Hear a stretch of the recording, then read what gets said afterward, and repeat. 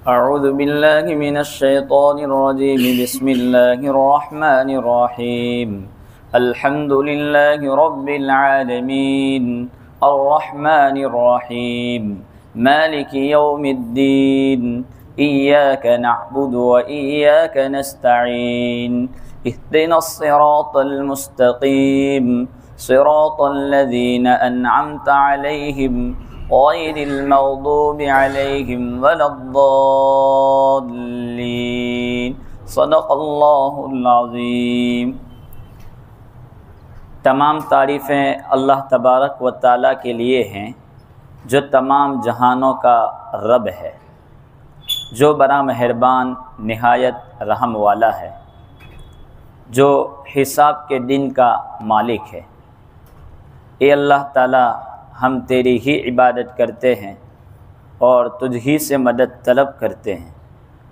तू हमें सीधे रास्ते की हिदायत दे, उन लोगों के रास्ते की जिन पर तूने इनाम फरमाया, न उनके रास्ते की जिन पर गज़ब किया गया और न गुमराहों के रास्ते की।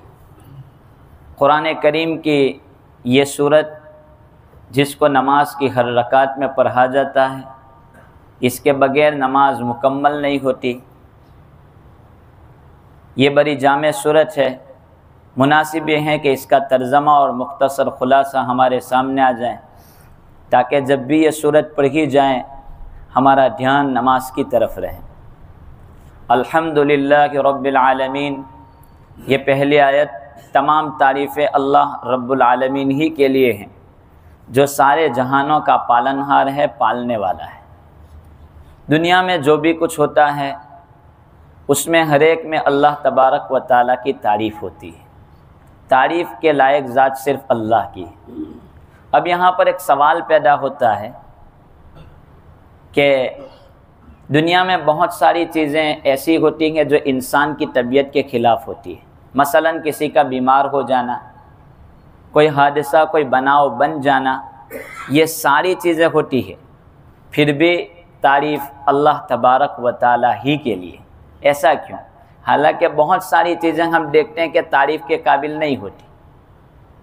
बीमार पड़ जाना तारीफ़ के काबिल नहीं होता।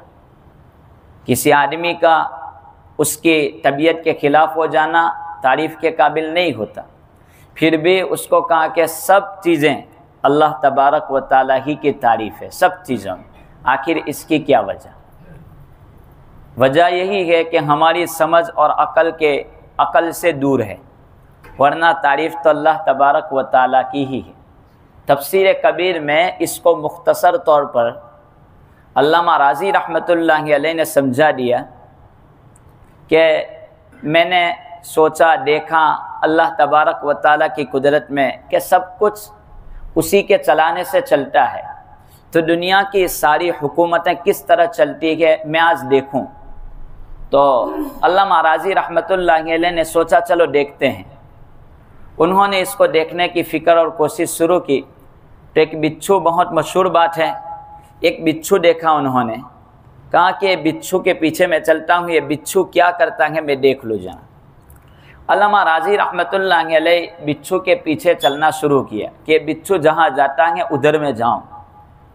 चलते रहे, बिच्छू ने अपना रास्ता मोड़ा तो उन्होंने भी अपना रास्ता मोड़ दिया, उसके पीछे चले।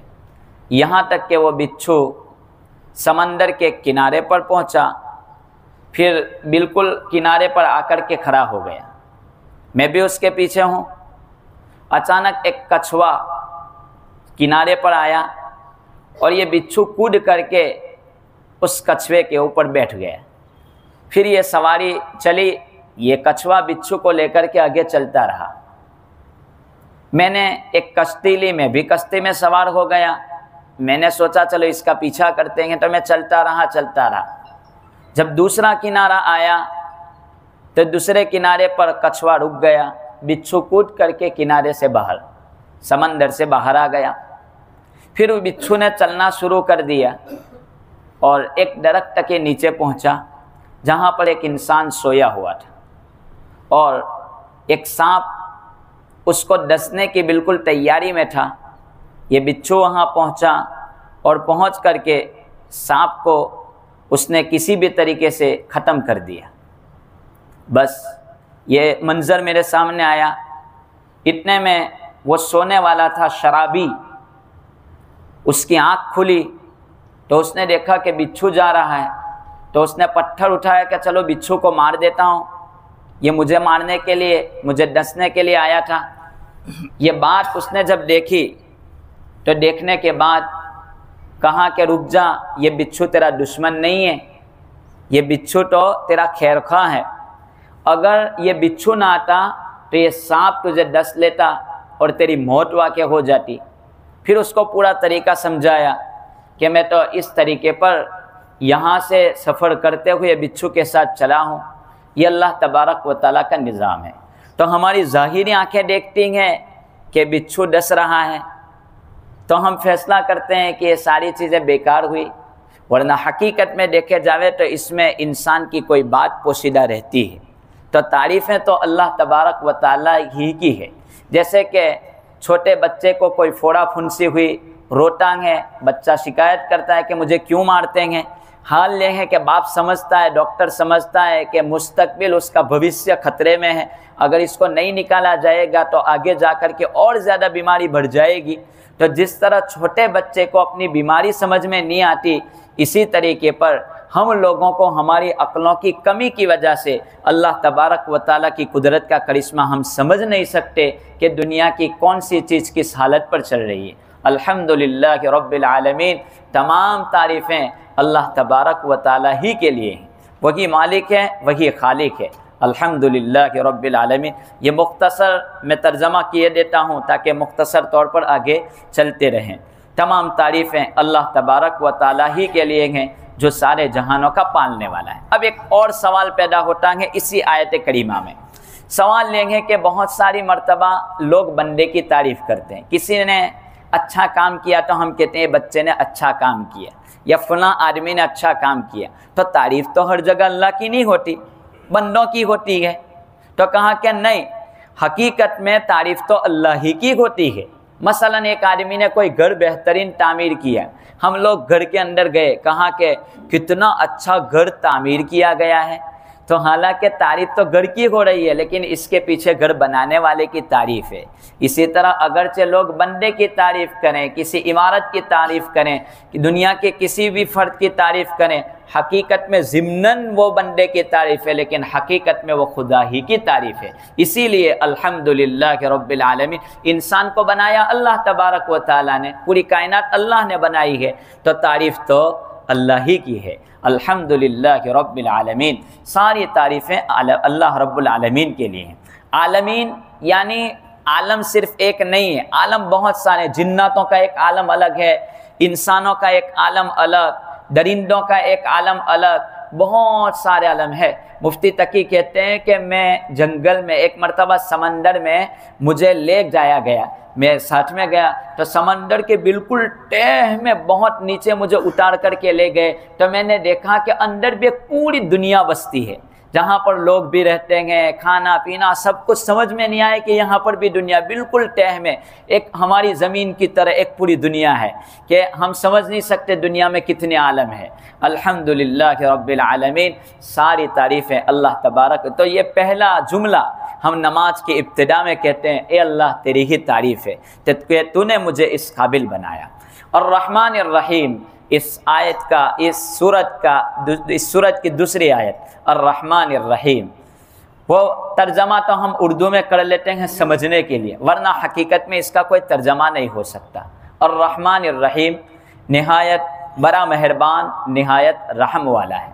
इसका मुख्तसर तर्जमा मुफ्ती तकी लिखते हैं कि रहमान का तर्जमा ये वुसअत को बतला रहा है कि चौड़ाई, अल्लाह तबारक व तआला की रहमत पूरी दुनिया को वसी है। और अर्रहीम का तर्जमा होता है रहमत गहराई में। तो रहमान का तर्जमा अंग्रेजी में अगर करने जाते हैं तो एक्सटेंसिव, और अगर अर्रहीम का तर्जमा अंग्रेजी में करने जाते हैं तो इंटेंसिव। ये दो तर्जमे होते हैं कि एक वुसअत को घेरता है और एक उसकी गहराई को बतलाता है। अर्रहमान अर्रहीम, रहमान ये दुनिया के लिए है और अर्रहीम ये आखिरत के लिए है। किस तरीके पर कि अल्लाह तबारक व तआला रहमान है पूरी दुनिया पर, काफिर हो, मानने वाला हो, न मानने वाला हो, चरिन दरिन हर एक को वो रिस्क देता है। कोई रुबूबियत का दावा करे उसको भी खिलाता है, कोई उसकी माने उसको भी खिलाता है, न माने उसको भी खिलाता है। अर्रहमान तो ये दुनिया में तकमील पर नहीं पहुंचती, और अर्रहीम आखिरत के एतबार से कि वहाँ पर हर एक को बदला दिया जाएगा। जो नेक अमल करते हैं उनको तो बदला मिलेगा, लेकिन जिन्होंने बुरे अमल किए, उसकी नाफरमानी की, उसकी रुबूबियत का इकरार नहीं किया, अर्रहीम, तो उनके लिए वहाँ पर इताअत और बदला नहीं है। तो आखिरत के एतबार से अर्रहीम है, दुनिया के एतबार से अर्रहमान है। अल्लाह तबारक व तआला हमारे साथ आखिरत में भी बेहतर मामला फरमाए। मालिकी यौमिद्दीन, तीसरी आयत करीमा, रोज़ जज़ा बदले के दिन का वो मालिक है, यानी हिसाब के दिन का वो मालिक है। एक सवाल यहाँ पर भी पैदा होता है कि मालिक तो आज भी अल्लाह दुनिया का है, तो कल मालिक का क्या मतलब? आज भी अल्लाह ही मालिक है, हम कहते हैं कि मालिक तो वही है, फिर भी कयामत के दिन का वो मालिक है, तो उसका क्या मतलब, क्या तर्जमा? तो कहते हैं कि आज दुनिया में तो अल्लाह तबारक व तआला ने हर एक चीज़ का किसी न किसी को मालिक बना दिया है आर्जी तौर पर। कोई कहता है ये घर तो कि मेरा है, ये गाड़ी तो कि ये मेरी है, ये सारी चीज़ें मेरी है।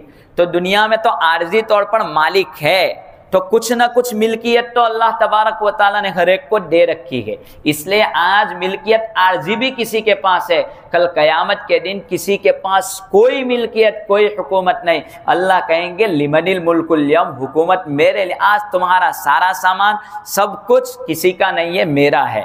लिमनिल मुल्कुल यौम लिल्लाहिल वाहिदिल क़हार, आखिरत की हुकूमत सिर्फ मेरे लिए। अब हिसाब होगा। मालिकी यौमिद्दीन, रोज़े जज़ा का और क़यामत के दिन का वो मालिक है।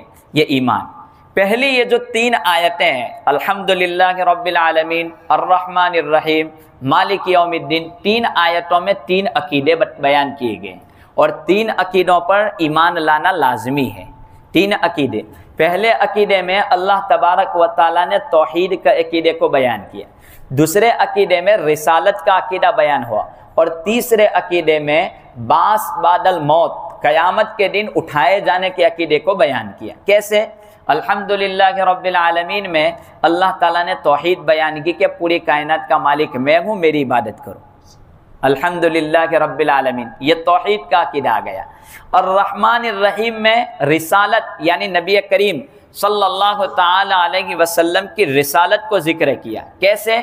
कहा कि रहमान और रहीम होने का मतलब तो यह है कि वो लोगों को सीधे राह के लिए कोई अंबिया को भेजे, कोई नबी को भेजे कि उनको सीधा रास्ता दिखलाए। तो रहमान और रहीम का तकाजा यह है कि सीधी राह दिखलाने वाला कोई हो, तो उसकी रहमत के नाते उन्होंने अंबिया, अल्लाह ने नबियों को भेजा। तो अर्रहमान रहीम ये रिसालत को साबित किया। और मालिक यौमिद्दीन, क़यामत के दिन का वो मालिक है, तो मरने के बाद फिर उठने का तज़किरा आ गया। तो इसमें बास बादल मौत, ये तीन मजबूत अकीदे जिसकी ज़रूरत है, ये पहले तीन आयतों में ज़िक्र किए गए हैं। अब तीन आयतों में तीन अकीदे ज़िक्र किए गए। अब चौथी बात, इय्याका नअबुदु व इय्याका नस्तईन, साढ़े तीन आयतें अल्लाह ने कहा मेरे लिए, बाकी की सारी तीन आयतें बंदे के लिए। आधी सूरत अल्लाह के लिए, आधी सूरत बंदे के लिए। इय्याका नअबुदु, यहाँ पर आधी सूरत होती है इय्याका नअबुदु, हम तेरी ही इबादत करते हैं। व इय्याका नस्तईन, और तुझी से मदद तलब करते हैं, तुझी से मदद मांगते हैं। तो इय्याका नअबुदु, अब तीनों चीज़ें हमने देख ली। अल्लाह की ज़रूरत है, यहाँ पर भी है, आखिरत में भी अल्लाह की ज़रूरत है, सीधी राह के लिए भी अल्लाह ताला की ज़रूरत है। जब सब जगह अल्लाह ही की ज़रूरत है, तब ज़रूरी हुआ इय्याका नअबुदु, तेरी ही इबादत करते हैं, तेरे अलावा किसी के सामने हम झुक नहीं सकते। ये कहते हैं जब तुमने देख लिया, सूरत में पढ़ लिया कि अल्लाह आखिरत में भी तू ही काम आएगा, दुनिया में भी तू ही काम आता है, और हमारी मौत, सीधा रास्ता, हर चीज़ दिखाने में तेरी ही कारीगिरी चलती है, तो अब ज़रूरी हुआ बंदे के लिए इय्याका नअबुदु, के तू दुआ कर अल्लाह से कि अल्लाह ताला तू तेरी ही इबादत की तौफीक दे, हम तेरी ही इबादत करते हैं, ये साबित करना है। व इय्याका नस्तईन, और तुझी से मदद तलब करते हैं, तेरी ही तुझी से मदद मांगते हैं। अल्लाह तबारक व ताला की मदद के अलावा कुछ हो नहीं सकता। वो चाहे वो मदद करे तो सब कुछ हो सकता है, अगर वो मदद न करे तो कुछ हो नहीं सकता। व इय्याका नस्तईन, और हम तुझी से मदद तलब करते हैं। तो ये 4 आयतें आदि और तीसरी आयत में अब कहा कि बंदे को हुक्म दिया गया कि अब ज़रूरत है तो दुनिया में तुझे छोटी बड़ी ज़रूरतें पेश आए, जब इतनी बड़ी ज़रूरतें, जन्नत में जाना, जहन्नम से बचना, तेरी मौत का आना, तेरी आखिरत की इतनी बड़ी ज़रूरतें, तेरी पैदाइश, सब कुछ तुझे मैंने समझा दिया, तब तेरी छोटी बड़ी ज़रूरतों पे भी तू मेरी तरफ रुजू कर ले। कोई पूरी नहीं कर सकता तो किसी और के दर पर क्यों जाता है। व इय्याका नस्तईन, क्या हम तेरी तुझी से मदद तलब करते हैं। ये हुक्म दिया कि आप भी अपनी नमाजों में दुआ किया करें और मांगा करें। अल्लाह तबारक व तआला ने कितनी जामे तालीम दी। व इय्याका नस्तईन, मांगने का हुक्म कितना दिया। हर बंदा अपना कोई अमल पूरा करता है तो उसकी एक दुआ मकबूल होती है। ये रमज़ान के महीने पूरे हुए, रमज़ान का महीना पूरा हुआ, आमाल पूरे हुए।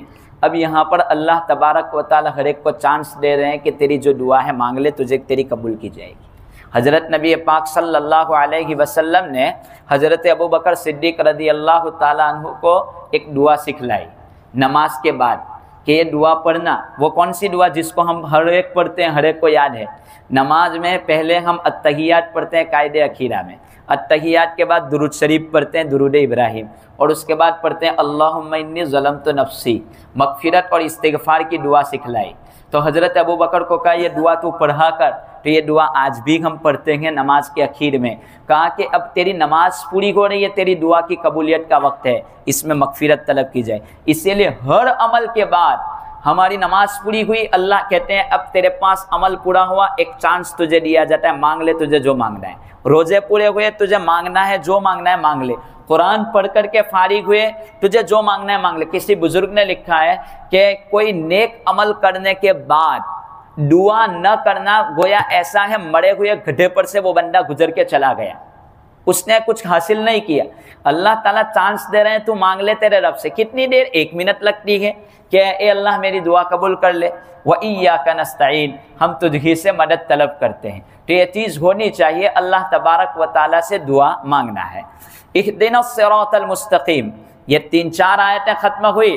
5वीं आयत इहदिनस सिरातल मुस्तकीम, ये अल्लाह तो हमें सीधा रास्ता दिखा दे, उसी से मदद तलब करना है।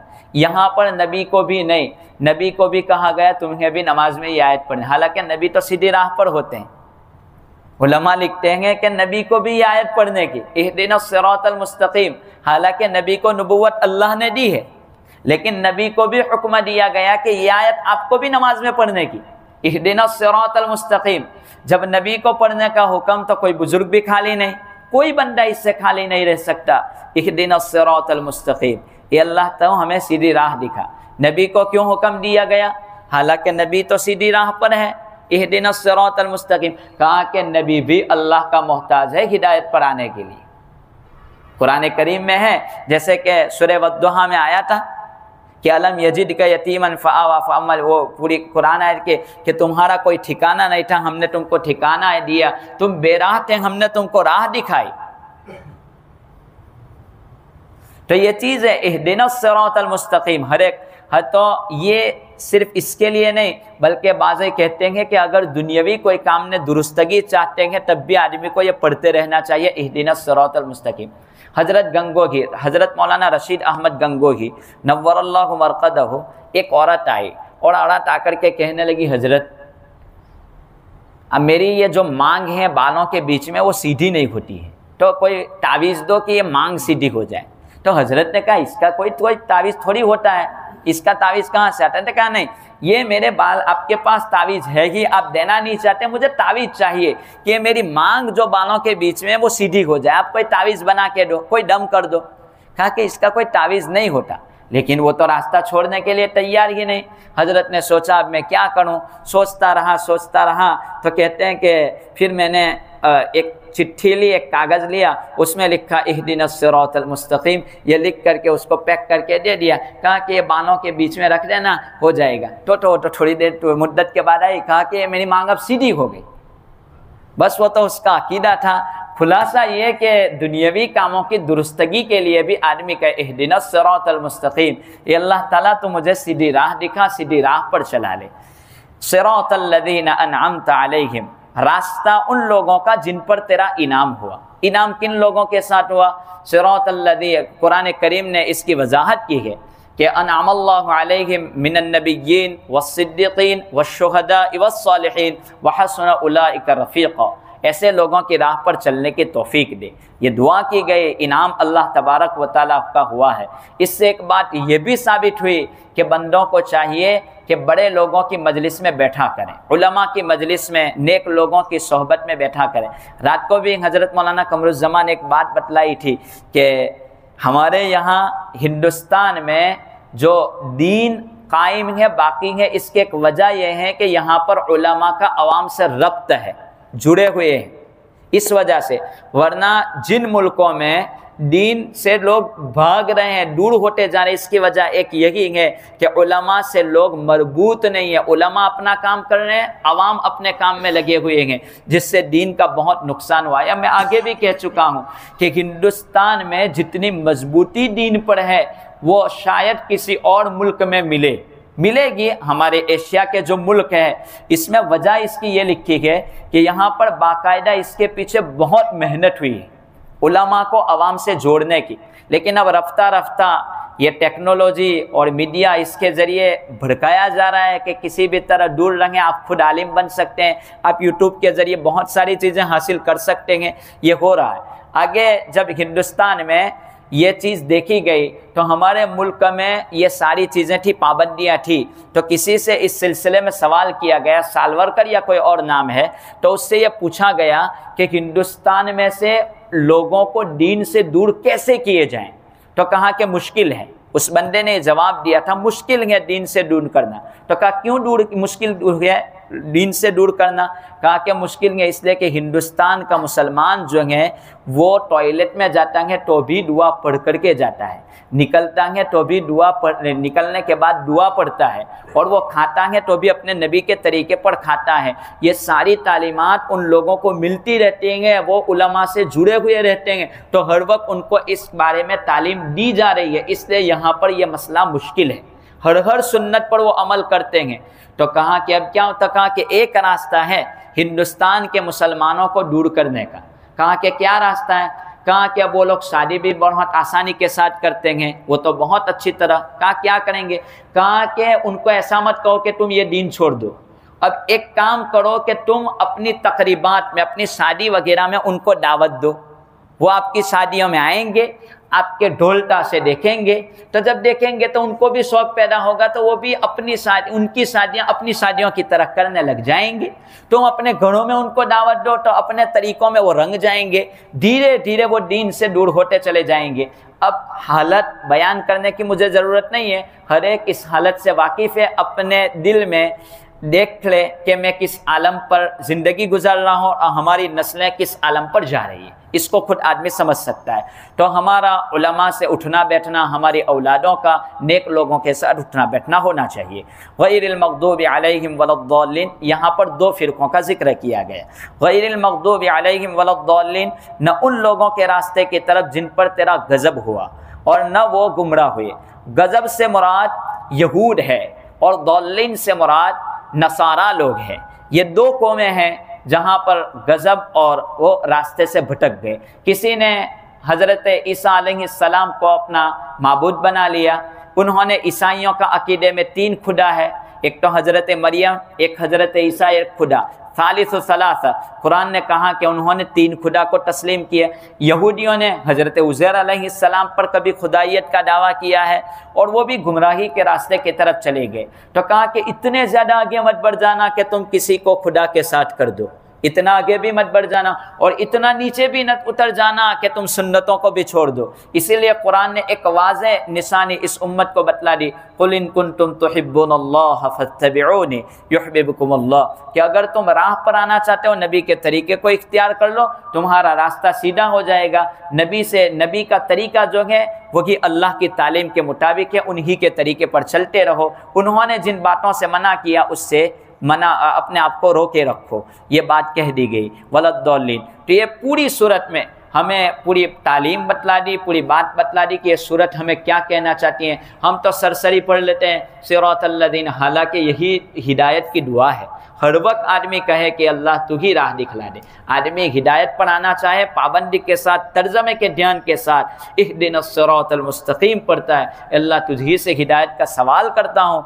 तो उसको सीधी राह की हिदायत भी मिलती है। तो ये सूरत में बहुत सारी चीज़ें आई। अल्हम्दुलिल्लाह से ये सूरत शुरू हुई कि तारीफ़ें अल्लाह ही के लिए हैं। चंद दिन पहले मौलाना सोहराब साहब ने एक बात बतलाई थी कि कुरान करीम ये सूरतें, सूरह फातिहा ये पूरे कुरान का निचोड़ है। उसके तहत उन्होंने तो हज़रत मूसा अलैहिस्सलाम के वाक़ये को लेकर के एक बात को जिक्र किया था कि हमारी समझ में नहीं आता कि पूरी कायनात किस तरीके पर चलती है। तो उन्होंने एक वाक़या जिक्र किया हज़रत खिज़र अलैहिस्सलाम का और हज़रत मूसा अलैहिस्सलाम का वाक़या, कि हज़रत मूसा का सफ़र हज़रत खिज़र के साथ हुआ। मैं मुख्तसर जिक्र कर देता हूँ 2 मिनट में। तो उनका सफ़र ये शुरू हुआ तो हज़रत खिज़र अलैहिस्सलाम ने सारे उल्टे काम किए। उल्टे काम किए, कश्ती का तख्ता तोड़ दिया।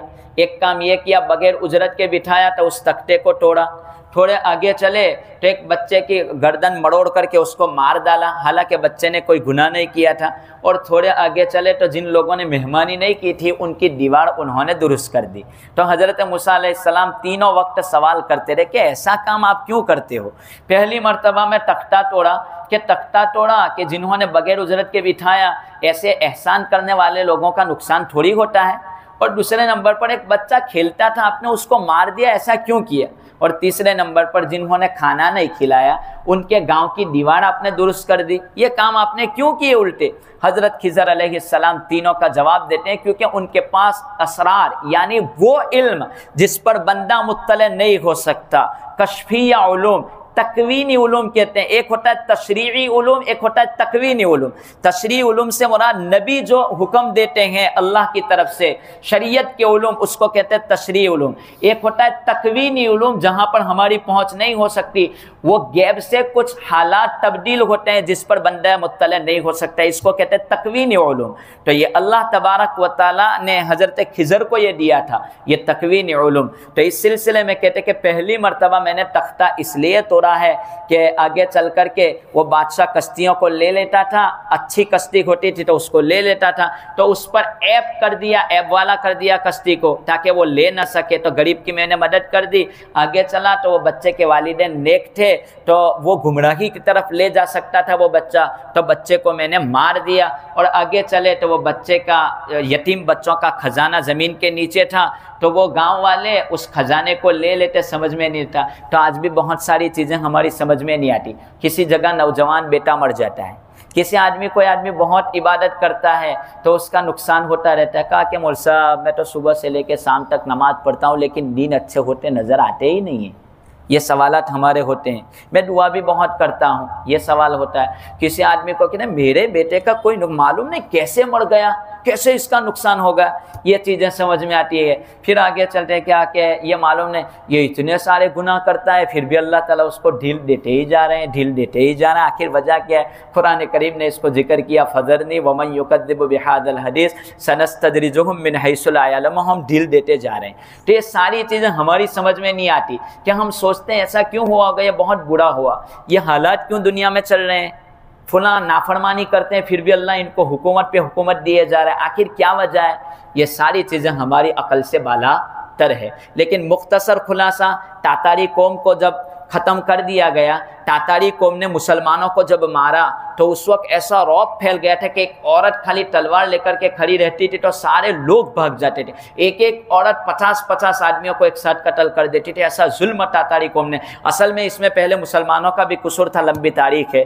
खैर एक तातारी औरत, मुसलमान, एक मौलवी खड़ा था और उसमें बहुत सारे लोग खड़े थे। तातारी औरत ने आकर के सवाल किया कि तुम लोग क्या तुम कहते हो कि हमारा अल्लाह एक है, फिर भी तुम्हारा अल्लाह तुमको बचाता नहीं है? तुम्हारा यकीन है कि सारी कायनात इसी से चलती है, तुम्हारा अल्लाह तुमको बचाता नहीं है, क्या वजह है, तुम्हारी मदद क्यों नहीं आती? ये सवाल आज हर एक को हमारे दिमाग में लिख लेने के काबिल है। वो मौलवी ने जवाब दिया कि सुन मेरी बात ए औरत, असल में ये पूरी दुनिया जो चलती है, आपने कभी बकरियों के रेवर वाले को देखा है? कहा कि हाँ देखा है। तो कि बकरियां चराने वाला जब बकरियां चराता है तो उसमें कुछ कुत्ते रखता है सुधाए हुए।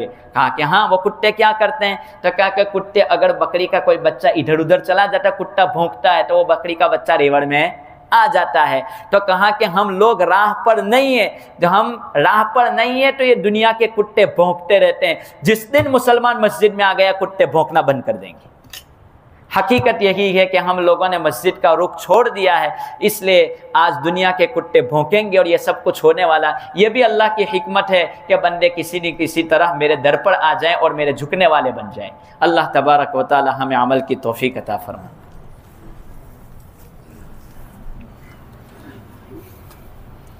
अल्लाहुम्मा सल्लि अला सय्यिदिना मुहम्मद व अला आलि सय्यिदिना मुहम्मद व बारिक व सल्लिम। अल्लाहुम्मा सल्लि अला सय्यिदिना मुहम्मद व अला आलि सय्यिदिना मुहम्मद व बारिक व सल्लिम। अल्लाहुम्मा सल्लि अला सय्यिदिना मुहम्मद व अला आलि सय्यिदिना मुहम्मद व बारिक व सल्लिम। ला मलजा व ला मंजा मिनल्लाहि इल्ला इलैहि, ला मलजा व ला मंजा मिनल्लाहि इल्ला इलैहि, ला मलजा व ला मंजा मिनल्लाहि इल्ला इलैहि। बिस्मिल्लाहिर रहमानिर रहीम। अलम नशरह लक सदरक व वदअना अन्का विज़रक अल्लज़ी अनक़द ज़हरक व रफ़अना लक ज़िक्रक फ़इन्न मअल उसरि युस्रन इन्न मअल उसरि युस्रा फ़इज़ा फ़रग़त फ़ंसब व इला रब्बिक फ़रग़ब। बिस्मिल्लाहिर रहमानिर रहीम। अलम नशरह लक सदरक व वदअना अन्का विज़रक अल्लज़ी अनक़द ज़हरक व रफ़अना लक ज़िक्रक फ़इन्न मअल उसरि युस्रन इन्न मअल उसरि युस्रा फ़इज़ा फ़रग़त फ़ंसब व इला रब्बिक फ़रग़ब। बिस्मिल्लाहिर रहमानिर रहीम। अलम नशरह लक सदरक व वदअना अन्का विज़रक अल्लज़ी अनक़द ज़हरक व रफ़अना लक ज़िक्रक फ़इन्न मअल उसरि युस्रन इन्न मअल उसरि युस्रा फ़इज़ा फ़रग़त फ़ंसब व इला रब्बिक फ़रग़ब। ला मलजा व ला मंजा मिनल्लाहि इल्ला इलैहि, ला मलजा व ला मंजा मिनल्लाहि इल्ला इलैहि, ला मलजा व ला मंजा मिनल्लाहि इल्ला इलैहि। अल्लाहुम्मा सल्लि अला सय्यिदिना मुहम्मद व अला आलि सय्यिदिना मुहम्मद व बारिक व सल्लिम। अल्लाहुम्मा सल्लि अला सय्यिदिना मुहम्मद व अला आलि सय्यिदिना मुहम्मद व बारिक व सल्लिम। अल्लाहुम्मा सल्लि अला सय्यिदिना मुहम्मद व अला आलि सय्यिदिना मुहम्मद व बारिक व सल्लिम। इज्तिमाई दुआ तो होगी, लेकिन दुआ के इख्तिताम पर 1 मिनट के लिए मैं साइलेंट हो जाऊंगा। आप लोगों को अपनी जो भी तमन्नाएं हैं, अपनी दुआएं, हर एक अपने दिल से वाकिफ़ है किसकी क्या ज़रूरतें हैं, उस 1 मिनट में हर एक अपनी ज़रूरतें मांगे, जो भी मांगना है वो। बिस्मिल्लाहिर्रहमानिर्रहीम। अल्हम्दुलिल्लाहि रब्बिल आलमीन वल आक़िबतु लिल मुत्तक़ीन। अल्लाहुम्मा सल्लि अला सय्यिदिना मुहम्मद व अला आलि सय्यिदिना मुहम्मद व बारिक व सल्लिम। या रब्बि सल्लि व सल्लिम दाइमन अबदा अला हबीबिका खैरिल खल्क़ि कुल्लिहिम। अल्लाहुम्मा सल्लि अला सय्यिदिना मुहम्मदिन बिअददि कुल्लि दाइन व दवाइन व बारिक व सल्लिम। या रब्बि लकल हम्द कमा यंबग़ी लिजलालि वजहिका व अज़ीमि सुल्तानिक। ला इलाहा इल्ला अंत सुब्हानक इन्नी कुन्तु मिनज़ ज़ालिमीन। या अरहमर राहिमीन, या अरहमर राहिमीन, या अरहमर राहिमीन। एक इबादत के ख़त्म पर हम आपसे दुआएं कर रहे हैं। मौला करीम, हर एक इबादत के इख्तिताम पर आप दुआएं कबूल करते हैं। मौला, बहुत मुबारक महीना, बहुत बरकत वाला महीना, तेरे ही फजल व करम से इबादतों की तौफीक हुई। मौला करीम, इसके इख्तिताम तक तो नवाज़ देता है। ऐसे मौके पर मौला हम दुआ करते हैं हमारी तमाम ज़रूरियात पूरी फरमा दे, उखरवी दुनियावी तमाम ज़रूरतें पूरी फरमा। सबसे बड़ी ज़रूरत मौला करीम हमारी मग़फ़िरत है। हुस्न ख़ात्मा है, क़ब्र के अज़ाब से नजात है, जहन्नम के अज़ाब से नजात है, जन्नत में दाखिला है, नबी के हाथों जामे कौसर है, तेरी रज़ामंदी है, तेरा दीदार है। ये सारी चीज़ें हम सबको अता फरमा दे। मौला करीम हमारी दुनियावी ज़रूरतें भी सारी पूरी फरमा।